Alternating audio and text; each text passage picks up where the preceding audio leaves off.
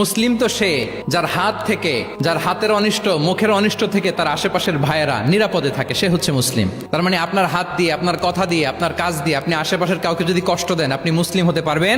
আপনি আশেপাশের কাউকে কষ্ট দিতে পারবেন না। আপনার নেইবরকে যদি আপনি কষ্ট দেন, আপনি মুসলিম হতে পারবেন না। আপনি অন্যের প্রাইভেসিতে যদি ইন্টারফেয়ার করেন, কারো প্রাইভেসি যদি ভায়োলেট করেন, আপনি ভালো মুসলিম হতে পারবেন? কারো পার্সোনাল স্পেসে যদি আপনি নাক গলান, আপনি যদি ইন্টারফেয়ার করেন, তাহলে আপনি ভালো মুসলিম হতে পারবেন না। অন্যের অধিকারের ব্যাপারে ইসলাম আমাদেরকে সচেষ্ট থাকতে বলে। ইসলাম বলে ওয়ালা তাজাসসু, খবরদার গোয়েন্দাগিরি করো না, কারো পার্সোনাল স্পেসে নাক ঢুকিও না। যেটা তোমার ইস্যু না, যেটা তোমার বিজনেস না, ওখানে তুমি কভু যাবে না। কিন্তু আমরা এগুলো ভায়োলেট করি, দাদা আসছে, কি বলেন, করি না? অন্যের কোনো বিষয়ে আমাদের আগ্রহ থাকে বেশি, এরকম থাকে না? এনএসইউতে আলহামদুলিল্লাহ এরকম কেউ নাই, আছে এরকম? কারো পার্সোনাল বিষয়ে আমাদের কোনো ইন্টারেস্ট আছে? হাত তুলে ফেলছে কয়েকজন, আল্লাহ হেদায়েত দেখ আমাদেরকে। আচ্ছা, অন্যের পার্সোনাল বিষয়ে নাক গলাই না, এরকম কারা কারা দেখি? মাশাআল্লাহ, মাশাআল্লাহ, মাশাআল্লাহ।